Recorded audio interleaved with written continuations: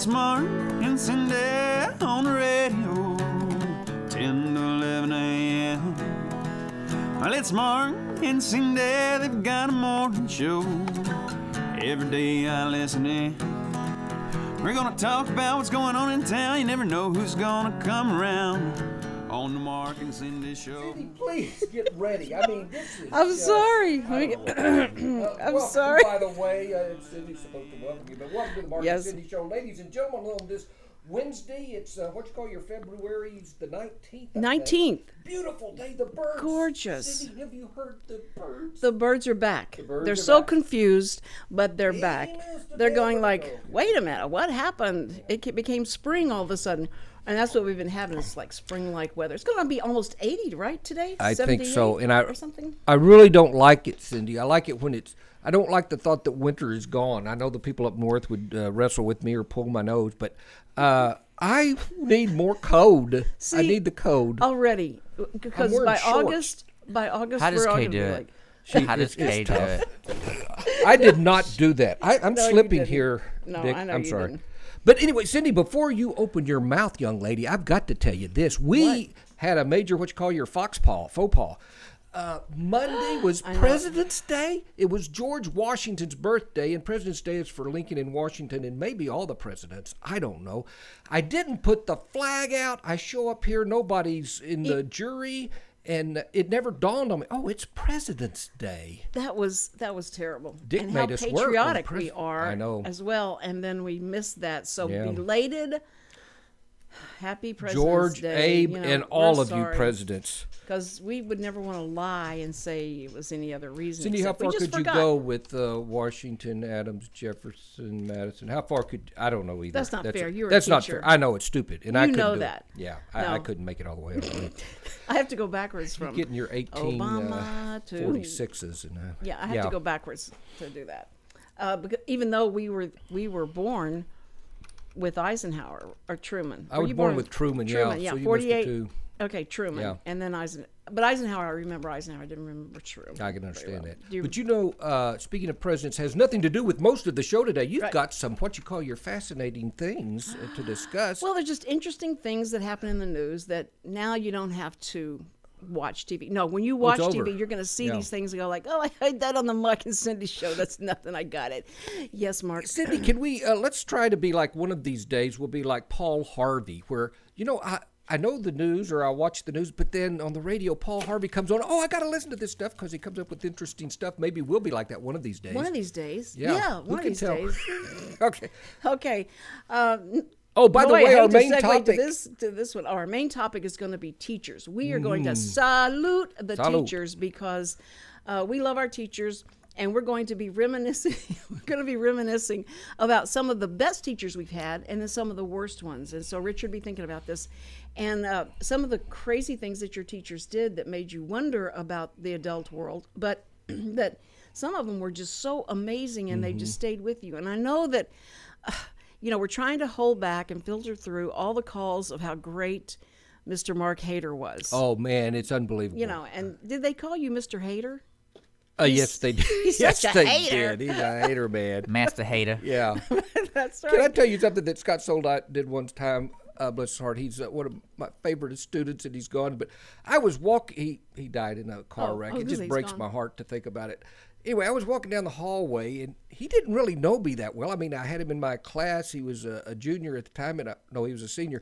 And I'm walking down, and he looks and sees me. The hall is crowded, and he grabs this freshman and puts him up against the wall like this. And I'm looking at him like, Soldot, what the heck are you doing? And he said, I'm sorry, Mr. Hader. This guy just called you Mr. Taterhead, and I'll take care of it. Go ahead.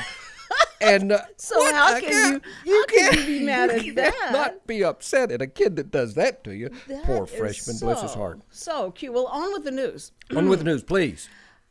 Are you familiar with the PacSun stores?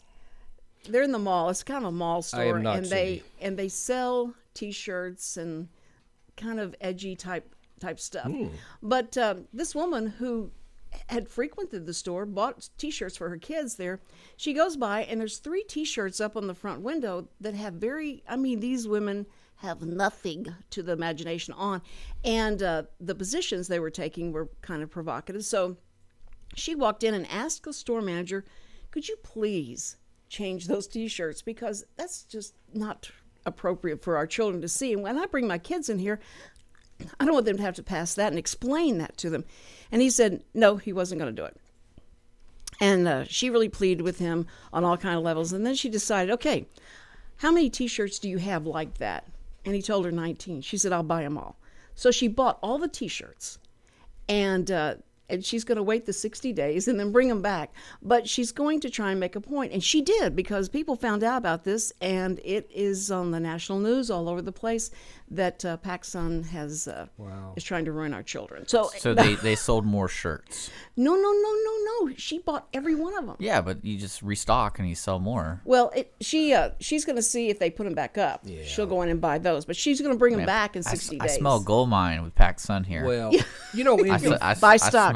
This was in Utah, by the way, home of what you call your Latter-day Saints. By the way, in with respect to the owner there, he said, I cannot take them down. It's a store. I mean, until I call corporate office. These people, when they display something, they said, I am giving, here's our contract. I'm paying you $2,000 or whatever to put my T-shirts up there. And he can't just say, I always love those scenarios.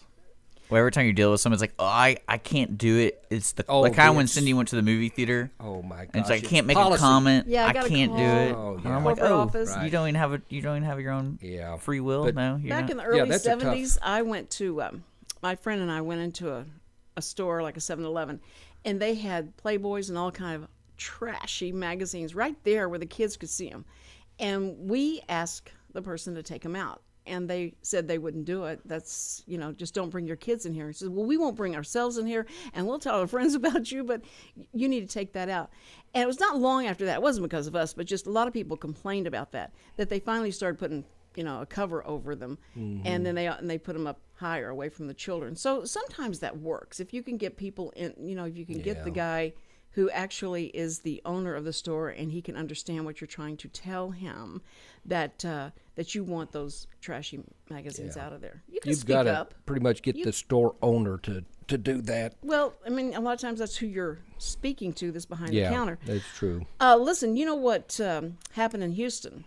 Okay, don't tell me. There was a stadium, the Astrodome. No, Go it ahead. wasn't I'm that. Sorry. This was two pretty dumb thieves who backed their car into the Valero in Houston.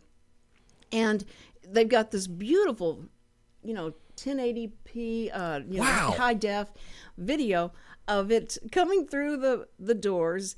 And then when it stopped, it was sitting up where you could see the license plate, read it really clear. You could see all the little things they had on the back of their windows. Really, it was great. And then they get out of the car and get through the metal and all was all twisted, but they got through quickly, and they were all hooded. They had masks on and all this. Their car was sitting there like, here, get my license number. And they go in, and they're there only 5 seconds. They come back out with 18-pack of Bud Light. Is that how you say it, 18-pack? A case? I guess it's just, but it was a Bud Light. Okay, it was Bud 18 cans of Bud Light beer. Well worthwhile. So, and they throw that on the car, jump into the car, and they take off. But they're looking for him. But this video has gone everywhere. So if it was like an Amber Alert, it was everywhere. Everyone knew the license plate and everything, trying to find. I bet it was two kids that thought, hey, we can get some beer. I bet they were drunk in the first place. But you know what is so weird is you look on TV and they've got these cameras set up, security cameras, and you can't. If anybody recognizes this dark object there that looked like a blob, if you know this person, you can't tell how.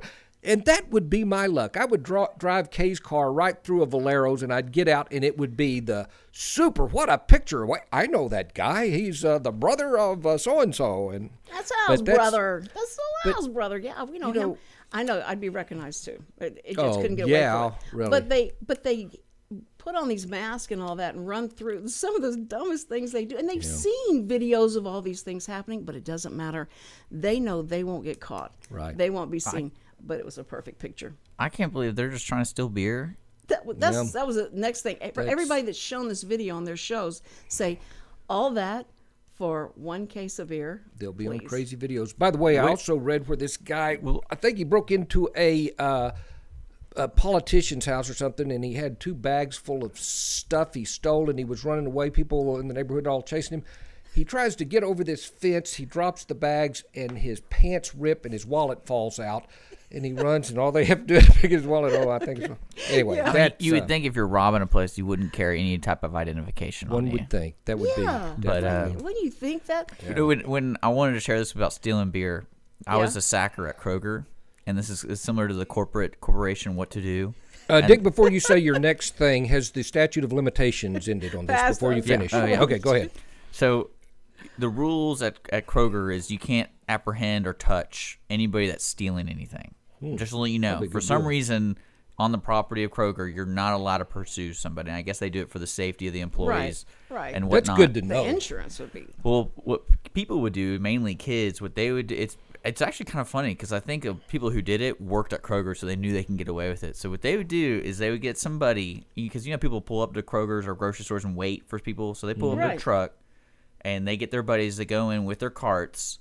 And I saw it firsthand. I'm sitting there, and the way they designed grocery stores, if you notice, they funnel you, especially like H-E-B, they funnel you to go certain ways. That's right. So they're sitting there, fill their carts up full of beer, and they kind of pretend they're going through the checkout lines, and then they just hightail it out of there. And then what the greatest thing is you get to watch. You're not supposed to touch, but you get to watch. So I'm watching these like 3 kids chunking the beer in the truck bed. I'm like, that beer's not going to be good for the next like 20 hours.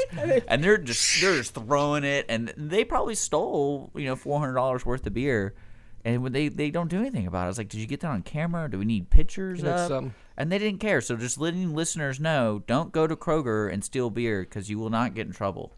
Yeah, by all means. I saw that on. Richard. They did a deal on Walmart, and it wasn't just 3 guys. It was like a group of men and women went in there, and they had multiple carts, and they're going, all of a sudden there is a huge truck that pulls out, and they just do exactly what you said. That is one I guess mob. Gutsy. That's a mob. That's sad. Talking about stupidity and thievery, I don't mean this is a bad transition because it's not probably all the IRS agents, but they have found IRS agents that have not paid their taxes. Oh, it's all of them. And I think it's probably all of them. I think they can get away with it. But, you think like right now, it's sensitive, all the eyes are on them for all the other things that they've done, that you would like cool it. Let's not try and not pay taxes. Let's everybody pay your taxes so we don't get in trouble and make sure that happens. That would be like in the, when you get an employee book, when you start work someplace, be sure and pay your taxes. I would think that'd be like the first one if you're going to be on the IRS. So they have not... They've not done that, so now they're going to go after them, and it's just on the level of stupidity of like Anthony Weiner and his pictures, his selfies that he does. And those people that have seen this, they know they're going to get caught. There's so much investigation going on. There's always going on. That why would you keep doing that? I don't get it. I don't know. We don't learn from our mistakes, and that's and part of history. And there are history teachers out there. And after these few words from sponsors and so forth, that's right, Cindy. I'm interested in your story, particularly about. I want to tell you about a shortage of clowns going on around town. Mark and Cindy's show right here. We'll be back in a few. American history and practical man. You study them hard and hoping to pass.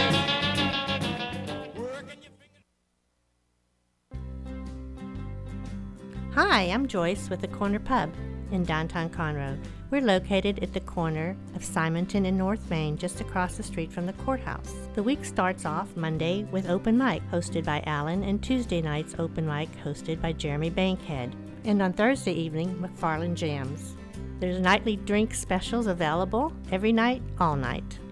And don't forget, live entertainment every weekend. To see a full list of events, visit our website at thecornerpubinconroe.com. So come join us at the Corner Pub, where the deli is open late.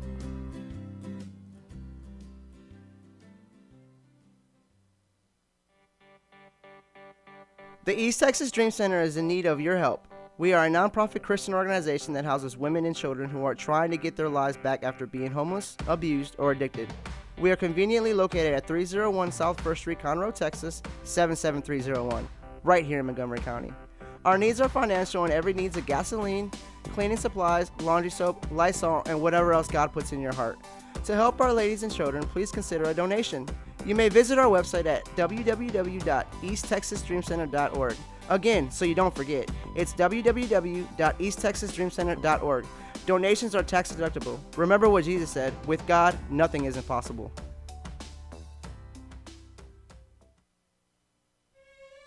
Hello, this is Dennis Nelson, inviting you to come with me through the doorway of imagination and into the theater of the mind. The Players Theater Company Old Time Radio Hour presents a play every Saturday night at 7 p.m. on Lone Star Internet Radio.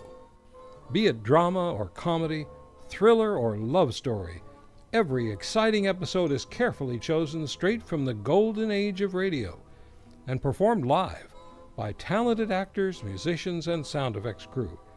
Every sound you hear will be 100% live and homemade. Anything can happen. So join us, please, every Saturday night at 7 p.m. for the Players Theater Company Old Time Radio Hour, right here on Lone Star Internet Radio. You're lucky if you can find a seat. You're fortunate if you have time to eat. Oh, yeah, Chuck Berry. And we're talking about the great teachers today and all. And before we get to that, I have something to say. One cannibal said to the other cannibal after devouring a clown, Did you taste something funny? I get it. Okay. Well, we need to have a laugh track. Did you eat? Yeah. Okay. No, anyway, I said that because they've just been, and you may have heard this already on the news, but they've been talking about there's a shortage of clowns that we have in our country. And it's like 1,000 less clowns than they had as a membership in this big association. This year's was last year. And they figured out what it was. The clowns are dying off, and when they die off, they're not being replaced by younger clowns. The younger clowns are just not there, and there is so many people are afraid of clowns. You think? They've got a phobia about clowns. That's me. Do you? Yes. Oh, they're scary as heck. Mark, really? Yeah. You really are afraid of them. By the way, oh yes, I interviewed one. I think, or tried to, and he would not talk. He looked and he left. Ran away, and it's like they are wearing that makeup for a reason. Yes.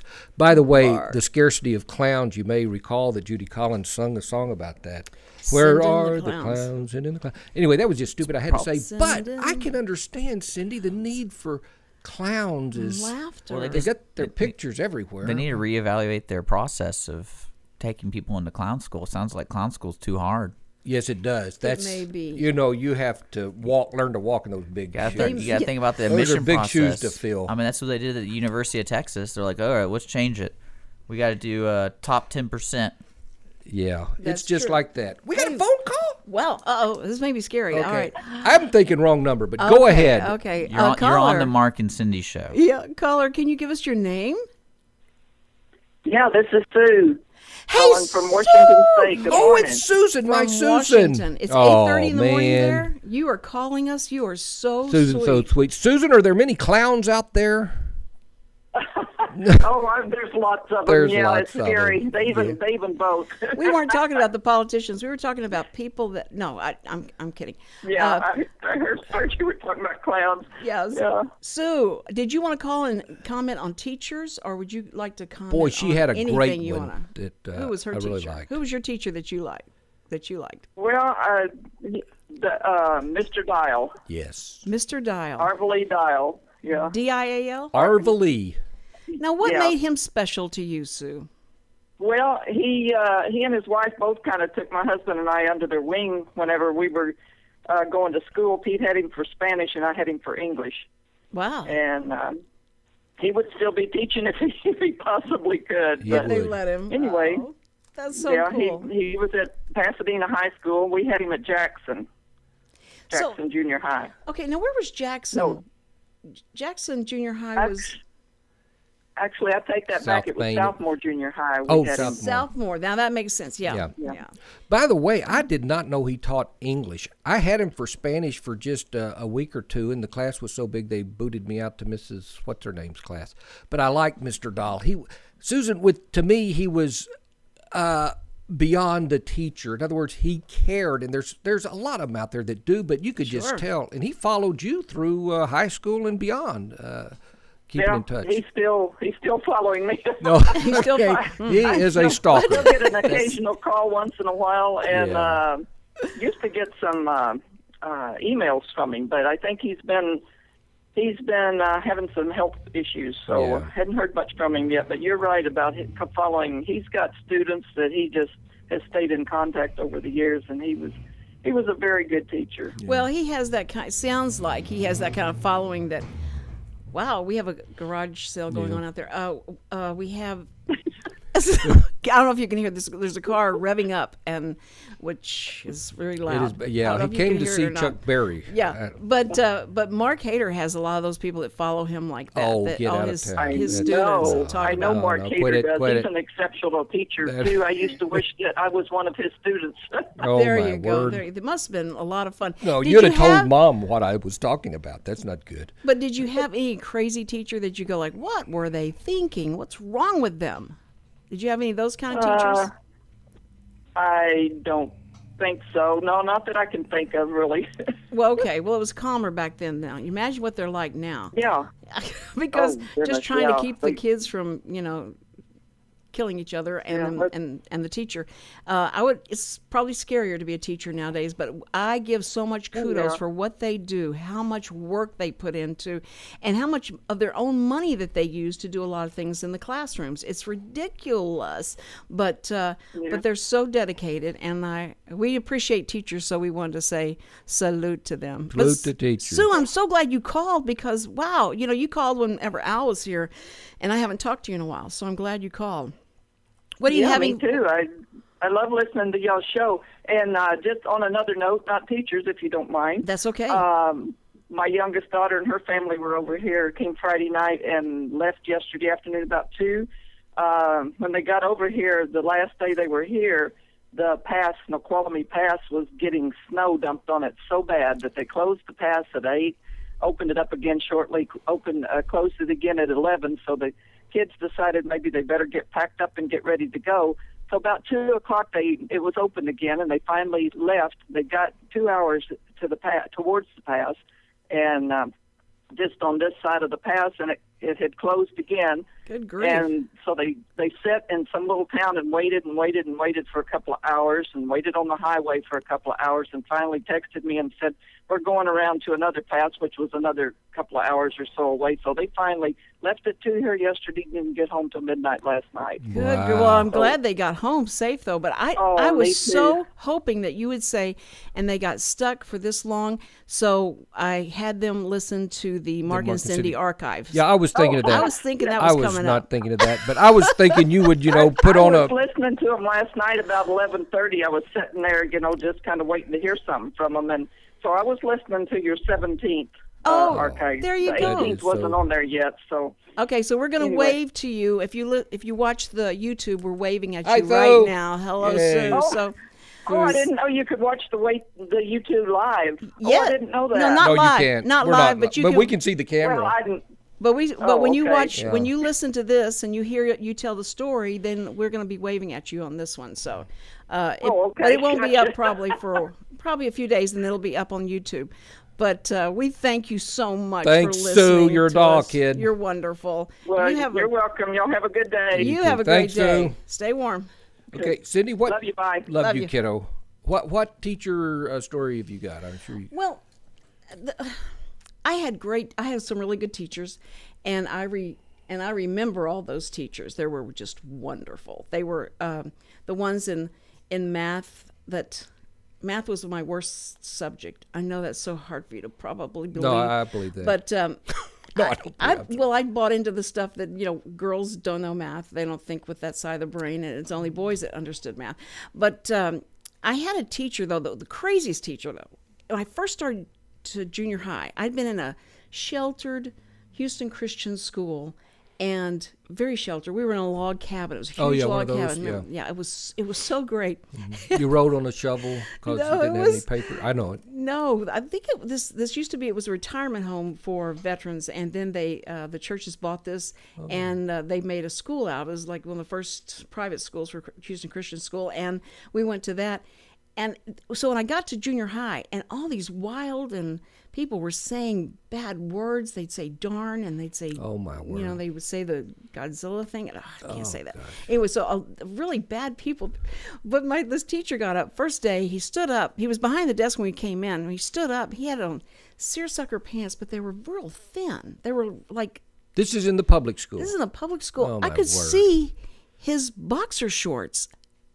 And that just, freaked me out that I could see his boxer shorts. And that wasn't so bad, but his boxer shorts had hearts all over them. And that is so wrong. he's up there doing all the math stuff. And so it was like 34 and a half hearts on there. I counted them. I don't know. Well, what else are you going to do? Yeah, but you have to. You're just drawing it. You mean it. front and back, or was this just back? It was all over. All over, okay. And then he would stand you on top, and then he would turn around and write on the board. And I never looked at anybody else to see if were they reacting the same way I was. And he said the word DAMN. And I thought, I am now in the clutches of what evil. Grade? This was 7th grade. Oh, okay. And he said that. But that was back in 1960. Yeah. That's true. That when I went to no, you graduated in 60 what? 7. Yeah. So did I. And I think, are you just months younger than I I am? was August 20th, so I had to wait another year. Okay, that's why. Weird. But anyway, so in that day and time, but we were just so sheltered and we didn't know. And so for somebody to do that, I didn't know if Mom would let me still go to school there because the guy was cussing and he was showing his underwear. Oh my word! So it was really weird.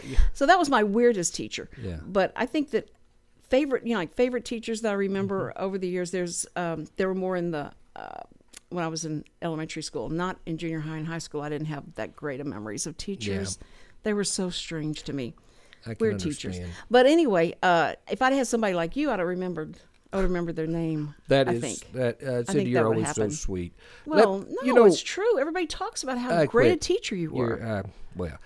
There was when I was in high school, I had this lady, Miss Sherman, for my junior and senior year, and when I was for English, and I really didn't like it, and it was at times. Me and Johnny would take turns saying, look, after she asks a question, one of us is going to raise her hand and try to answer. And we would not, she's reading Shakespeare. We don't know what to say.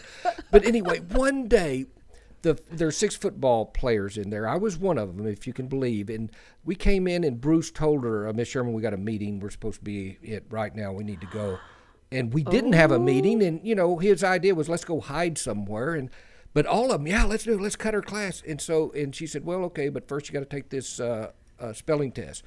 So we all sit down to take the test, and she's walking through giving us these words, and she comes up to me and she whispers, this is what, you see things like this, and you say, I want to duplicate what this lady does. And she whispered, Mark, do y'all really have a meeting? And I said, no, ma'am. And so she just kept walking. And whenever the test was over and Bruce got up and we were going to walk out, I even stood up because I knew I don't want to be singled out. And she said, everybody sit down. I said, there is no meeting. I know better than that. And but she never said Mark is the stool pigeon. But the fact that she came to me, it was like, oh, my gosh, what an honor that you would think my character was. Wouldn't he be the one you'd come to and say, like, Mark? No way. Are you going to tell me the truth? But yes. That was so sweet. I like Miss Sherman for that. I hope she's. I had a biology teacher as a woman teacher, and everybody liked her. And I think why everybody liked her is because when she would sit on the stool in front of everybody and teach, she would drop things. It was strange. She was I kept thinking, this lady is really clumsy. She's always dropping stuff and bend over and pick them up. And I never would believe it was something wrong. No, that's hard to believe. Now, when we come back from a break we must take. Yeah. We're going to talk about some of the things that teachers have told me doing a documentary I'm doing about what they would like to see in the future and how students they believe will be taught in the future. Cindy, that is great. A documentary. Stay with us. I can't wait. I'm going to stay here just for this. Okay, don't go away. You're listening to the Mark and Cindy Show. Drop the coin right into the slot. You got to hear something that's really hot.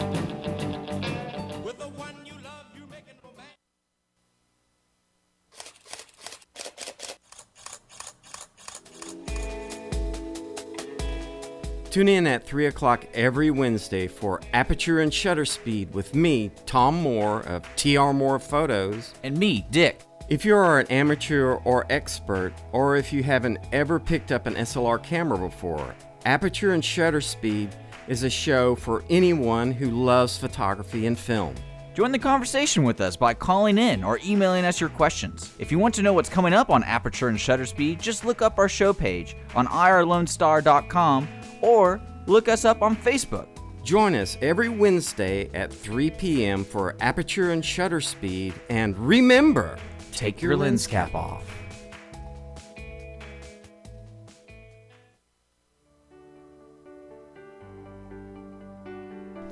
Hello, Montgomery County. I'm Rachel Baldwin with Special Olympics Texas, Area 6. Are you a fan of courage? Are you a fan of determination? Are you a fan of acceptance, grace, and skill? Then you're already a fan of Special Olympics. Make it official. Volunteer, coach, and or compete and be a fan of dignity and acceptance. The dedication of our Special Olympics Texas volunteers provides mainstreaming experiences for athletes with intellectual disabilities. You will touch the heart of another person, and it will move you in a meaningful way that lifts the spirit. Please visit the Heart of East Texas Area 6 webpage at www.sotx.org. Also, like us on Facebook to be a fan and be part of Special Olympics Texas.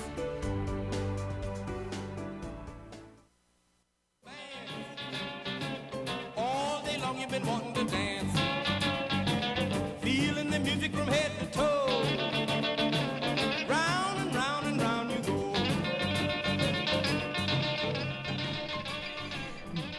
We're back. The Mark and Cindy Show. It is Wednesday, 10/33, 2014, and you're listening to Lone Star Internet Radio, broadcasting from downtown Conroe. Wow, it's which exciting. will be the location passed by the parade that happens on Saturday. Cindy, we're there. We have to do that. Yeah, we're going to be there Saturday for the parade.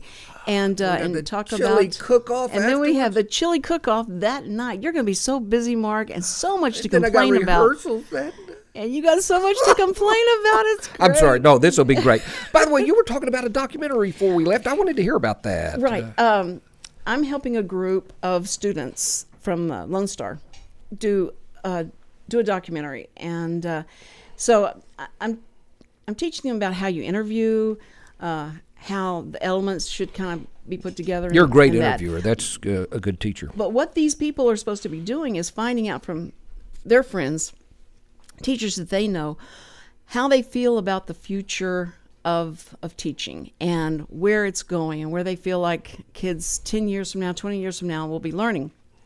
And so the questions are, how do you keep the individuality of the student while you're bringing this technology that only is, it's one-dimensional in a sense that it's not going to, you can't interact with it emotionally. And a lot of teachers are complaining because these kids need so much emotional interaction from the low economic place that kids are coming from, but it doesn't matter because it can be also very well-to-do kids that still don't get the attention and the emotional structure that they need at home. So these teachers are trying to do so many different things by keeping them up emotionally, keeping them up to standard, or keeping them up to the level of the technology that's coming up, so that when they do graduate, they will be able to get jobs that have this technology. But all inside of that is the emotional part and the individual part of it that teachers are having a hard time dealing with because of the people in the upper echelon that send down these this criterion and the curriculum that they have, and these teachers are trying to keep up with that demand while they try and balance it. They wish, their wish list, whenever I talk to them, is that they would send a scope of things they want, but let them teach, let them do what they went to college for. Do you agree with that? I do. I would say the vast majority of people who wanted to be teachers, it was sure my thought is I would like to, talk with the kids and all and interact and stuff like that, to go in and think, no, now I've got this program. I tell you, one of the worst things is when the PowerPoint came out, or whatever that's called, and I had to start drawing, putting stuff in. It was like, okay, Mark, just take yourself out of the picture. Well, I don't want to. I don't want to take myself out. And it was tough. But, well, what we came up with is that it's hard to hug a computer, and so these kids are going to eventually. I don't think that there's ever going to be a time where we're not going to need teachers, but what they're trying to get to is a place where these kids have all the same information coming from these electronic devices, but those kids don't need all the same. They've got to have different things the way they learn. Yeah. And so she says, I've got 21 kids in here, and 21 of them, it's almost like the 50% of them learn differently. And for me to be able to make that happen and balance that, it just does not make sense, the way that they're forcing so much of this curriculum and the pace that we have to try and keep up. They're trying to go paperless as well. Yeah. So it's interesting to listen to their cry. And when I did a documentary for Time Warner that was played on PBS, and it was called "The Walls Come Tumbling Down." Wow, Pink Floyd. And do you know? Are you familiar with T.H. Rogers School? Have you ever heard of it before? It's in Houston. I've heard of it, but I'm not familiar. It was like an experimental school that started back in, I guess, the 80s. But they started the school where they had gifted children that were so smart that they were having a hard time fitting in with other students that weren't on their level. I can't identify with that, but yes, go ahead. Yes, I couldn't either. I could hardly talk to these students, and they were little kids. And then they put the extremely disabled children with them, and they mainstreamed them together, because what they felt is that these kids that are gifted are having a hard time being accepted among peers. Right. So if they give them these students who also have a hard time being accepted because of their disabilities, that this might be a good merger for them, and they would learn from it, and they would be able to take someone who has all these problems and forget about themselves for a moment and deal with them. It was an amazing and a beautiful, experiment. It's still going on. They have lines waiting to get into the school, because it's great. So I went in there I studied what they were doing. Then I had to videotape, interview all these teachers and stuff. These teachers would take me aside. They say, Cindy, please go over, and whisper to me, if there's any way you can tell the people that are up there making decisions on curriculum and what to do, that these stupid TOS tests yeah, I can imagine, are killing us. They're killing us, because we're trying to get these kids up to a certain level, and we can't have time to spend on memorization or repetition. So they were trying so hard to get someone to listen to them, but they didn't want to get in trouble for bucking the system. Yeah. I tell you, the testing, it is terrible with what you're teaching too. And that's the thing. You might be doing a super job. You're teaching them one thing, but when they get into that TOS test, if you haven't taught them this particular, well, you didn't mention the Treaty of Venice back in, I'm sorry, I didn't. Well, they missed it. Oh my gosh, I failed them. It is tough. It is. So my hat totally is off to all the teachers and what they're going through. And I think that parents going to the PTA helps, right? It does. I'm not a PTA goer, and I thought that would do no good, but I'm ready, because they send home the homework, and it's on mimeographed paper, and I can't, not mimeographed, it's from a printer. Hello, Dolly, but you can't read. It's so light. The ink is bleeding through on the other side, and I'm supposed to tell the child, okay, this is the lesson, and this is what you're supposed to do.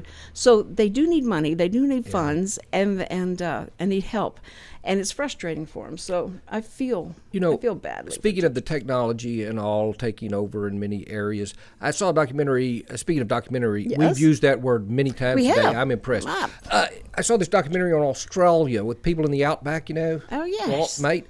And, they don't have schools, and they rely 100%. I mean, in the outback, in these little communities where they got dingoes that eat babies. Anyway, the Aborigines? No. Well, there's some Aborigines out there, yes, but definitely. Anyway, and the only way they can learn is they go on the computer, and here's one teacher that's in Alice Springs, and she's teaching everyone. She might have 6 people in her class, but they're videotaping her, and she's teaching all of these other children, and they're doing these programs on the computer. In those areas, that's the only way you can do it. But today, colleges are doing correspondent courses out the wazoo, and well, that's where you feel like it's going, don't you? You feel like it's all being funneled down really to do. the computer, and the teacher will Skype. It'll be all Skyping, because of that technology, and that's what they're talking about. That gets away and it pulls that person away from the child, and that will be difficult for By the way, Gloria Spencer from the United States won the double Skyping gold medal this year in the Olympics. She Skyped with somebody from New Wales, and it was unbelievable. Great job. Are you trying to transition into the Olympics? I don't know. By the way, did you realize that this American, speaking of your Olympics, didn't get a medal, almost got the bronze, missed it by 23 hundredths of a second in the skiing thing. You're skiing really fast. 23 hundredths of a second. How can they? In the olden, they do it by computer, but in the olden days, ready, go, and you do the stopwatch. And your reaction. Oh, he missed it. 23 hundredths of a second. I'm sorry. Oh, that would be terrible. Working 4 years to get there, and finally, I didn't get that. Was it. Brother. Oh, that's so sad. No, that is sad. Anyway, I'm glad I did. Was it a Russian, No, I don't. Doing the computer? I can't remember. Okay. Oh, yes, exactly. By the way, Cindy, I've got to make this announcement, or people are going to forget. It's fascinating. Okay, yes. Woodlands Children's Museum today, ladies and gentlemen, they're having the national two-time winner of the air guitarist championship contest, and he's going to be there. In fact, he's there right now, and they're going to have another session right after him.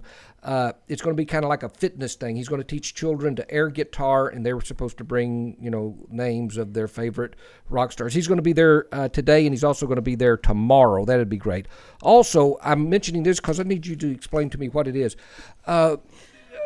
Tomorrow, plus February 22nd, Bringing Out the Best in Boys. Janet Allison, author of Boys Alive, Bringing Out Their Best, offers tips on how to communicate better with boys from 9:30 to 1 a.m. I think she's got her time wrong. 9:30 a.m. She doesn't. The Courier does.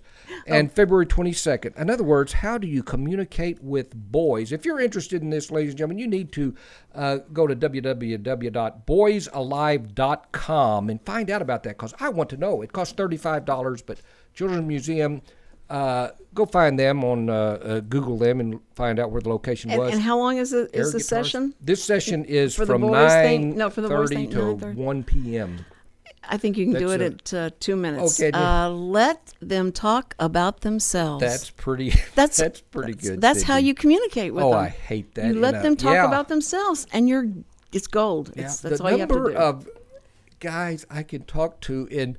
You never have to worry anything about yourself, anything you need to know, Mark. No, there's not a thing. He's still talking. I'm sorry. Yeah. No, that's... I finally figured that out, and I thought, this is brilliant. I may write a book, but it'd only be one page. It would be one or the title, and that would be it. Yeah. But it's pretty easy. I think that's what... would you agree, Richard? What? He's a boy. He's a boy to us. That's it, yeah. By the way, we are going to come back with an encouraging word in just a few seconds. And we'll get Richard's answer on if... how to communicate with boys. Yeah, because we're baffled. You're listening to the Mark and Cindy Show. I'm verklempt. Live. We'll be right back. Don't go away. You gotta hear something that's really hot. With the one you love, you're making romance. All day long you've been wanting to dance.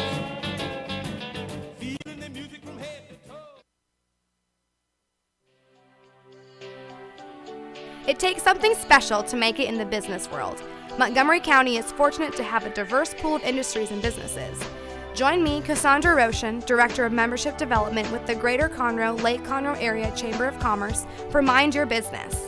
I will sit down with our chamber members to talk history, community involvement, and get some tips of the trade on how to be successful in our current business environment. Tune in on the third Tuesday of each month at 11 a.m. to hear from our members of the Greater Conroe, Lake Conroe Area Chamber of Commerce talk about their professional experiences. I guarantee you will walk away with insight of how to mind your business.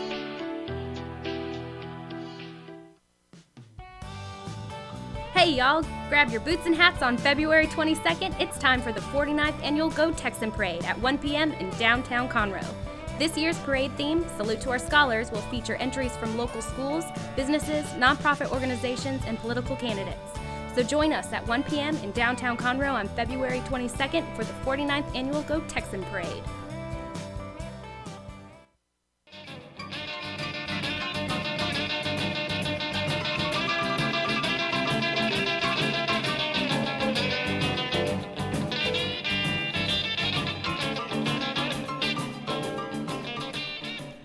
You're back on listening to Mark and Cindy from Lone Star Internet Radio, broadcasting live from downtown Conroe. And I just talked about what I thought the way to communicate with boys is just let them talk about what's interesting to them, what they like to do, and they'll feel like you're the smartest girl and the coolest girl, and I like that girl, boy. And she doesn't realize it was just because you talked about yourself. That's why. Do you agree with that, Richard? I wanted to see what you thought about that. I guess. Okay. That's pretty much it. And wait, that's the most I've heard from Richard. No, right. On this topic. You know, but you said you've talked to a lot of men. Yes, I have. And you know, there are some people I can talk to on the phone, friends of mine, and I know they're about through with their conversation talking to me because whenever they ask me this, well, how are you doing, Mark? I realize, oh, we're through here, aren't we? I'm sorry. Yeah, because you're going to say, I'm doing great, fine. Boys, it was good talking to you. I really enjoyed your story. You wouldn't go ahead and tell them. I never believe, I agree. I think when we go to church and we say, hi, how are you doing? That purple cow kind of thing. Yeah. And you say, how are you doing? And do you really want me to? Because there are a lot of people that once you say that, you have opened the floodgates. Yeah. And they're going to complain about everything. You don't want to hear their story a lot of times. You're just not there. I want to hear you say, I'm doing great. How are you? And I always tell people, I am fabulous. And they go, you're fabulous? And I go, yeah, because I think of the alternative and I'd rather be fabulous. And they go like, okay. And then that's it. That ends our conversation and we're done. I would like to say this in defense of those people that just talk about themselves. I don't. When they're doing that, I'm acting like, would you ask me something? But if they do, I don't care to tell them. I really. Because you don't think they want to hear. Yeah, this is just so, I don't like to talk about this or me or whatever. And I mean, that sounds false modesty, but I really, no, when I try to explain what I'm doing or thinking, it doesn't come out very good. So it's best just to say, well, yeah, I'm doing fine. Just like you say. You know, stop it. Speaking of that is marginally related to this encouraging word I had. I'd read a couple of days ago about, Cindy, when you see something, you think, I need to do something about this, or I'm going to scoot in here and do this, or this needs to be said right now. You're showing initiative. Right. And this saying, it's a very short saying, it's not all initiative is inspired. In other words, I need to do this. And then you get in the middle of it, and sometimes you're in a cat fight or something, and that's like two girls. And anyway, but in this case, you realize you've done something wrong. You said something, and the look you got was, I wish I hadn't done this. Or I'm starting this project. It looked like it needed to be done. No, was not inspired, And if God could just come down and say, Mark, do this. Would you please do this, instead of me sitting there waiting. But then I read this morning from that Chambers guy that you need to get his book, My Utmost for His Highest. He said this, considering, initiative and all. And I've read the verse, in Psalms 27, wait on the Lord, take courage and wait on the Lord. In other words, wait for him. But, when something happens right there, and do I do something right then? I'm not waiting on the Lord. I've got to decide something. Chambers said this, we have to take the first step as if there were no God. When things happen like this, okay, you don't have time to say, dear Lord, what should I do here? You take the first step, pretend, or as if there is no God. And then it says, it is no use to wait on God to help us in situations like this. He will not. But immediately when we rise, we find that he is there.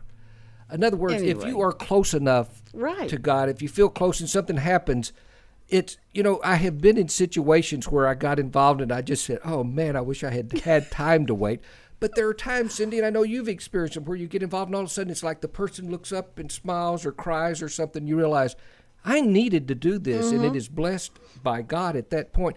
The deal is, you don't know. God doesn't come down and tell us everything. But, one thing I believe the reason he made us is so he could stay up there and watch us do these things, and that is his pleasure. Oh, I didn't have to tell you, and I wasn't going to tell you. You did, and I appreciate that. And maybe his angels come in. Well, I don't know much about angels at all, but I have to believe in Scripture. They're sent here. They're spirits sent here to help us, as in 1 Peter, Hebrews 1. Last verse. Anyway, those are things. Initiative, it's hard to know, and I've seen people take it, and I just want to tell them, my wisdom, I can look at them and say, don't do this, don't, and they did it. And sometimes it works out good because I'm stupid. Like rap music, please stop it. It's not going to work. It works. And I had no idea. It's just a fad. But, I think we, as we study the Bible, it talks about being, training yourself, and you're educating yourself. You're downloading all this information that God gives you so that you will respond subliminally. You respond to these things because that's how you're taught. My mother taught me, if I see somebody fighting, go in there and stop the fight. Not think about, well, those two boys will kill me if I get in there, and it's probably not a good idea. I shouldn't do, to think about it. And I look back and I go like, thank you, God, for getting me through that, because why did I do that? I ran my car up on a front yard one time because two kids were fighting, and it was a big mob scene. They were yelling and encouraging them, and so I sat on the horn and ran my car up on the front yard, and it certainly startled them, and it stopped the fight. And they backed off like, who is this? What is wrong with you? And I got out and I paid them each $25 if they stopped fighting.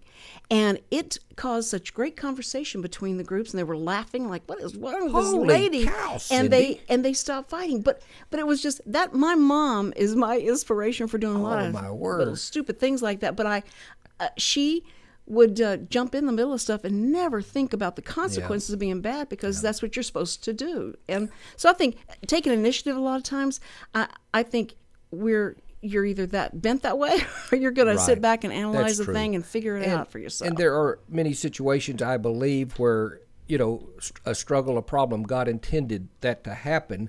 And here I am going in, but I think it's best to err on the side of good deed. He said, we are here for the purpose of good deeds, which I established beforehand that you should walk in them. So, if I messed up, I shouldn't have done that. Well, it was a good deed, and it looked like something that needed done. Yeah, and I'm not trying to get, rewarded for it, or anybody to say, oh, you're so great. I'm doing this because this is what I think is the right thing to do. Right. And that is one of the greatest stories of intervention I think I've ever heard. $25 a piece if you quit fighting. Really oh, yeah. I love this guy. He's my brother. They walked off laughing, and they had something in common and bonded them. Sheesh. But every morning, I want to tell you this so the kids tell God that they hope that they can put a smile on his face today.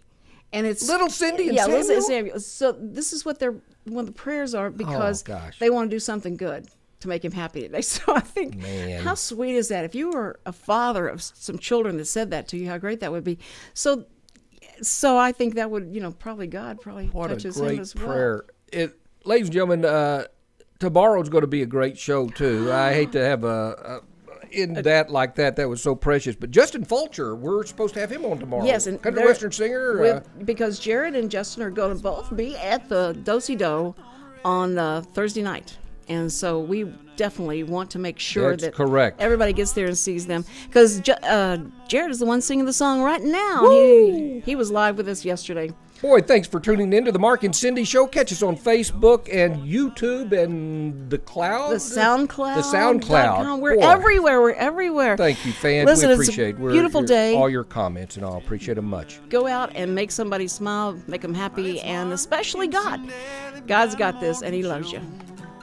Every day I listen in. Well, that's Mark and Cindy on Lone Star Internet Radio. Hey everyone, this is Tina, your host from Retro Saturdays. I wanted to invite you to visit the Lone Star Studios here in downtown Conroe, Texas. We're all volunteers here, and we need your help in serving the Montgomery County area. Radio media is a fun field to be in. Lone Star Internet Radio serves Montgomery County with news, current events, local programming, and of course, music. If you are interested in volunteering and sharing your talents in media, go to irlonestar.com and let us hear from you. Lone Star Internet Radio, serving Montgomery County from the heart of downtown Conroe.